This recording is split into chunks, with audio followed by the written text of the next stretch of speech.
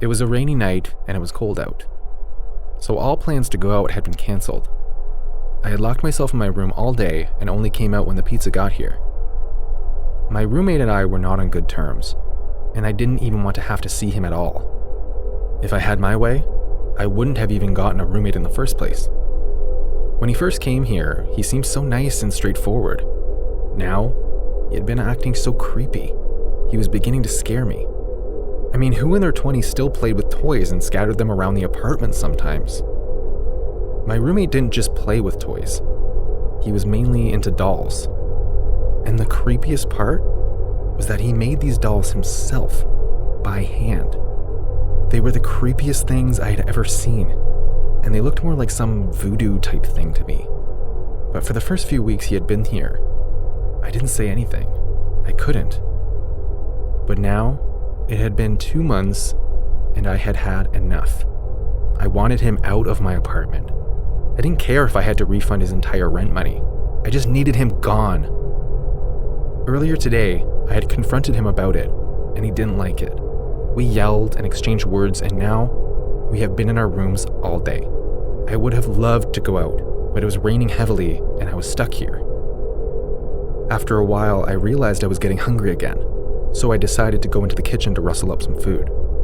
I had to go past the sitting room before getting into the kitchen. So as I stepped into the living room, there he was. My roommate sitting on the couch working on yet another doll. I sighed and walked into the kitchen. As I opened the fridge, I felt something rub on the side of my ankle, and I jumped away. There was nothing. Was that a rodent or something? I plunged back into the fridge and tried to decide what to eat when I caught something move across the floor from the corner of my eye. That had to be a rodent. I walked towards the direction it was in and knelt to look under the oven where it had gone. I hated rodents. Then suddenly, it jumped on my face and held on tightly.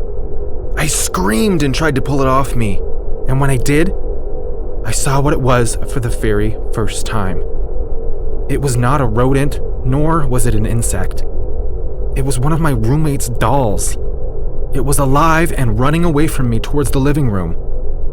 I could barely believe it. I ran into the living room to find my roommate staring at me with a creepy smile on his face. But that was not all. All of his dolls were standing on their own, smiling at me too. They were all alive and running around in the living room.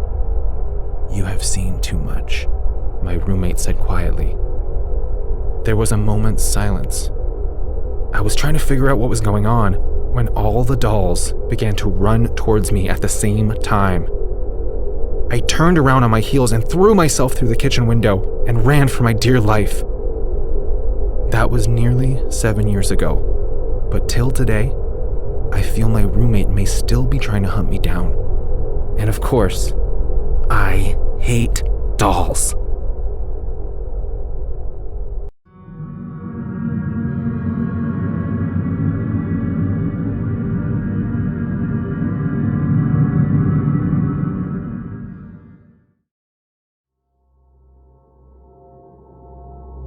I was barely 12 when I was faced with the worst experience of my entire life.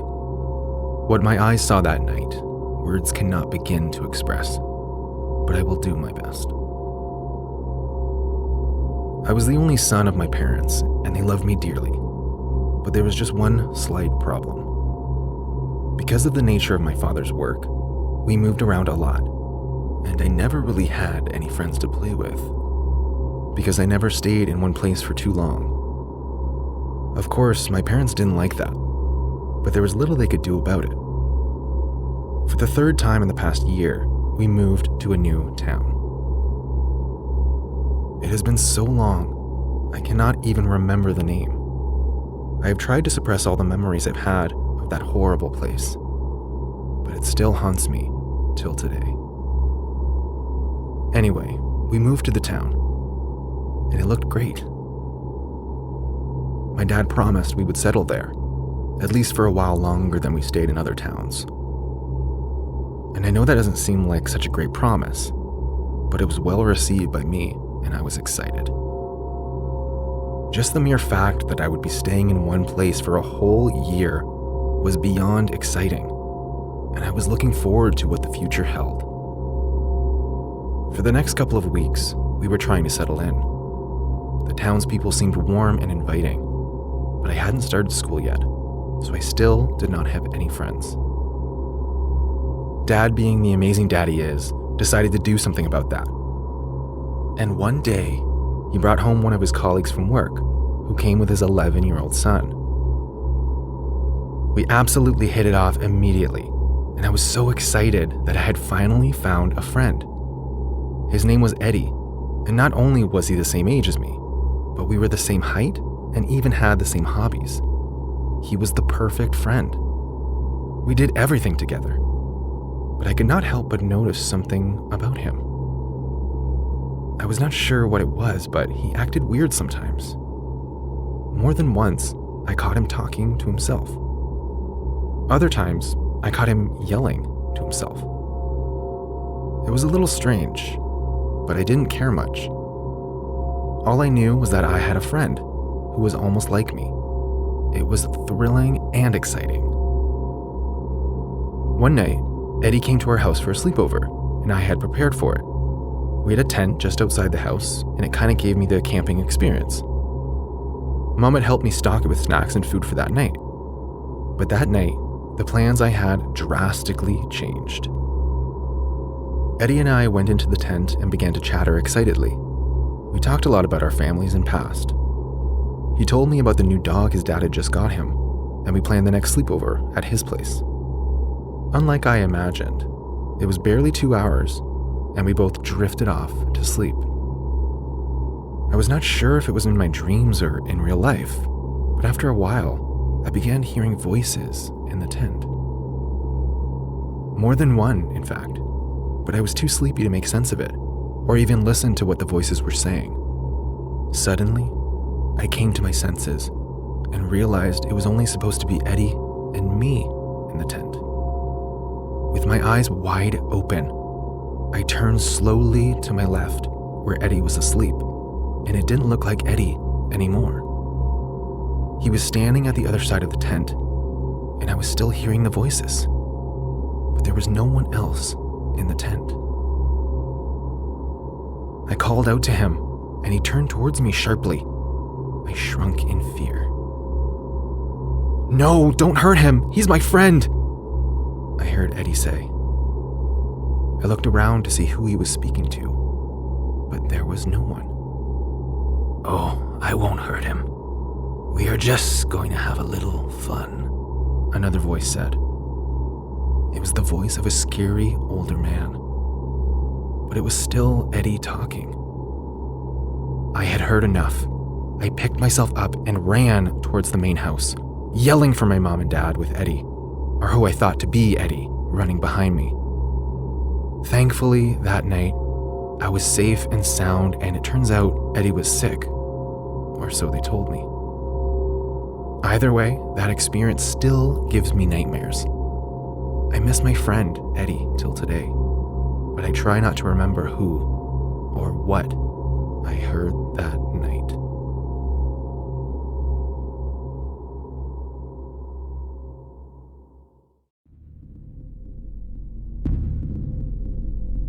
Most terrifying things happen at night, but this one happened in broad daylight, and to this day, I have no idea how or why.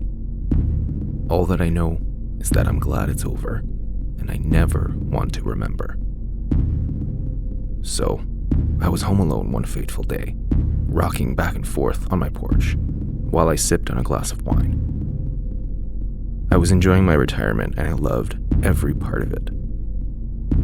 I retired relatively young at the age of 55, and my business was running on autopilot, doing real good. I lay back in my chair and admired my view. I bought a house on the countryside, and I didn't like the idea of neighbors. It was well into the afternoon when I woke up and realized I had been asleep for the past couple of hours. I rose to my feet and walked back into the house. I was just about to sit on the couch when I heard laughter. I paused midair and waited. Was it the wine? Then I heard it again. It was definitely laughter, and I had no idea where it was coming from. I ran around the house, searching every single room in fear of who or what I might find. There was nobody in the house. I ran towards my phone to call the police, and that was when I heard it. "I wouldn't do that if I were you," a husky, mysterious voice said. I looked around the house, even up on the ceiling. There was nobody around. I wondered where the voice was coming from or who was speaking. "Drop the phone now." I hurriedly dropped the phone and dashed for the exit door when it closed shut all by itself right in my face. I headed for the back door and it shut and locked itself, almost like it was being controlled by a ghost. Then the windows began to close by themselves until every single way of escape was locked. I was trapped. "Now, we are all alone. Where to?" the voice said again. The voice was deep, clear, and very terrifying. It sounded close to me, almost like the speaker was standing just a few yards away. I asked who it was, and then the familiar laughter came again. "Not who, you mean what?" it replied. I was not waiting to hear another word. I began yelling and banging on the doors, and the laughter continued, this time more hysterical. It was getting more and more terrifying by the second. "What do you want?" I asked in fright. "You'll know in time," the voice said. Suddenly, I felt a force toss me up on the wall and hold me there. I felt another force on my neck, and it was holding tightly. I could barely breathe. "Now, you listen to me, and listen well," the voice said. "You do not belong here. This is my home, and this is my property." My eyes widened in shock. I did hear of the person who last owned this property. Rumor had it that he died on the porch, and this house was hard to sell after that. I didn't really believe in ghosts. I thought that scary stories were made up simply to scare people, that they were not real. But as I hung in my own sitting room, suspended in the air by an invisible force, being spoken to by a strange voice, I was now a believer. The voice grew louder, threatening me as I struggled for air. It told me that I should leave his house and never return, and that I could not steal from him. The voice said, if it ever saw me around here, it would end me for good, and I would have no one to blame but myself. It went on, but I couldn't listen any longer. My head felt like it was about to burst open, and I could barely see anymore. I felt all the blood in my body get suspended from my neck up, and I could feel myself slowly dying. Suddenly, the force stopped and I fell to the ground instantly, coughing and gasping for much-needed air. The front doors opened and I didn't need to wait before I dashed for the door again, running away as far as I could from that house. Needless to say, I ran that day and never looked back. Till today, I haven't gone back there, not even to take my things.